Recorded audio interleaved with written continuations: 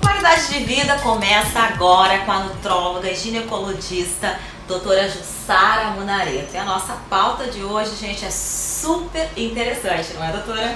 Sim, é um prazer estar aqui para conversar com vocês sobre um assunto que cada vez mais aparece na mídia, aparece no consultório e cada vez aparece mais pacientes se queixando, que é com relação à intolerância ao glúten, mas não a intolerância ao glúten celíaca, mas a intolerância ao glúten não celíaca. E o que é o glúten? Sabe o que é o glúten? Vamos saber a partir de agora.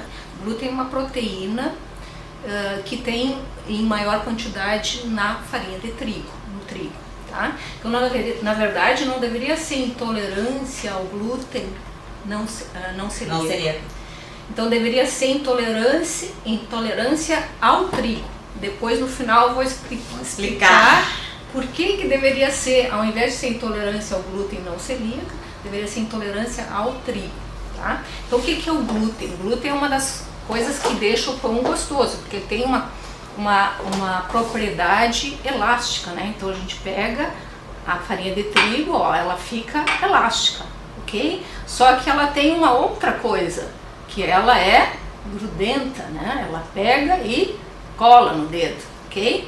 Então, na minha época que eu era criança, eu não digo que idade eu tenho, mas naquela época os armazéns, os locais onde a gente comprava cola, né, ficavam muitas vezes distantes. E o que a gente usava então para colar o papel, para colar as figurinhas no trabalho da escola? Farinha de trigo e água. Então, por quê? Porque ele forma uma cola. Sabe o que é, vamos dizer assim, a tradução do glúten é cola. Então, a tradução da palavra glúten é cola. Então, faz exatamente isso, ele cola, tá? Então, o que acontece muitas vezes?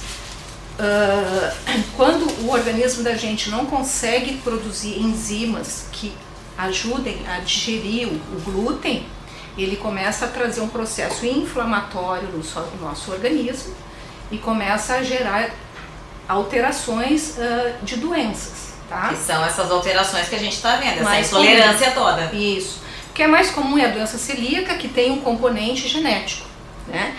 E a intolerância não celíaca não tem componente genético. Então, ele tem uma alteração autoimune, né? A doença celíaca e a doença da intolerância ao glúten não tem esse componente, então, que é ligado à genética.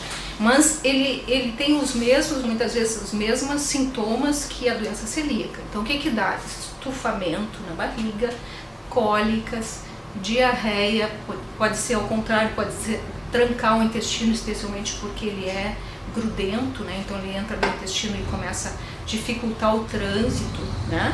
Então, quando ele tem sintomas abdominais, sintomas locais, é fácil de fazer o diagnóstico.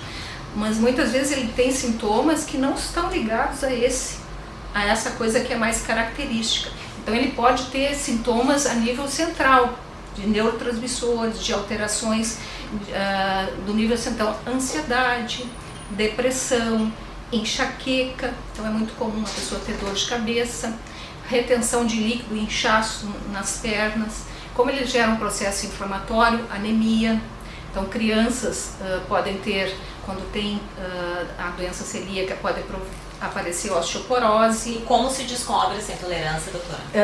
A doença celíaca, a gente faz diagnóstico através do exame de sangue, tá? Existem algumas antitransglutaminase, antiendomísio, e o padrão ouro é fazer uma biópsia de intestino, porque a lesão acontece no intestino delgado, que é o intestino fino. Então, lá faz uma biópsia, identifica o processo inflamatório e confirma que tem. Só que a intolerância ao glúten não celíaca, ela não apresenta essas alterações, entende? Então, o único exame que a gente pode fazer, que é seria o teste clínico. Então, a gente suspeita que o paciente tem, então tem sintomas intestinais, tem alterações de compulsão alimentar. Então ele pode gerar anemia, pode gerar até linfomas, que é um tipo, espécie de câncer. Então ele gera uma série de alterações no nosso organismo. Então quando a gente vai consultar comigo e eu identifico vários sintomas, ou com um outro nutrólogo, né, ele identifica que tem vários sintomas que podem sugerir intolerância ao glúten, se faz exames para excluir a doença celíaca, mas isso não significa que a pessoa não tenha intolerância, significa que ela não tem doença celíaca. Então a gente faz o teste clínico, então se retira todos os alimentos que contenham glúten, então a cevada, o trigo, a aveia, então que são alimentos que também contêm glúten, né? Mas a maior concentração está no trigo, né? Qualquer tipo de farinha de trigo, independente se é integral ou refinada, não, toda farinha de trigo tem glúten, tá? Então a gente precisa tirar toda a farinha de trigo e observe em 1 ou 2 meses, melhorar os sintomas, ficou legal, ficou bem, desinchou, melhorou o intestino, voltou a funcionar bem, é porque era intolerância não celíaca, tá? Então é comum de ter intolerância em pacientes que têm síndrome do intestino irritável, tá? Então muitas vezes tem alterações no tubo gastrointestinal ali, então ardências no ânus, alterações outras, né, gases e dor de barriga, né, dor na barriga, que está ligada então ao glúten, tá? Então, o que hoje nas pesquisas estão dizendo? Que o culpado não seria o glúten. O vilão. O vilão. Tão bom. Mas, por isso que seria intolerância ao trigo, né? Então, existem pesquisas atuais que dizem que é em função da modificação genética do trigo, então, buscando maior produtividade com relação ao trigo.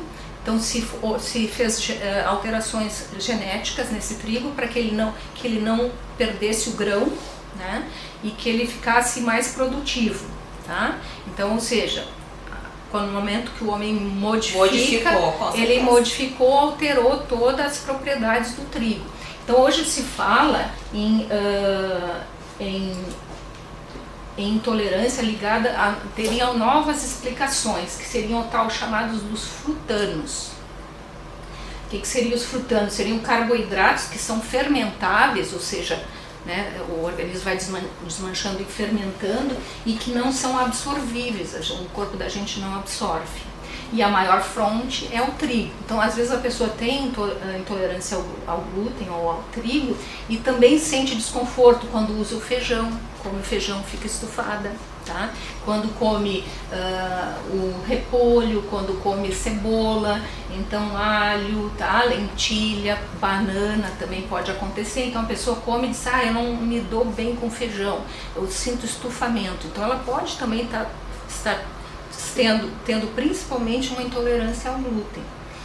E outra explicação seria porque para essa modificação genética do trigo que foi desenvolvida, ela gera o quê? Para evitar que as pragas, vou dizer assim, comam o trigo, então eles aumentaram um inibidor da amilase, que é uma enzima que quebra então a casca do trigo. Tá? Então eles aumentaram, então houve uma inibição dessa enzima, né, que é a proteína então que vai controlar as pragas, né? Então evita que protege o trigo.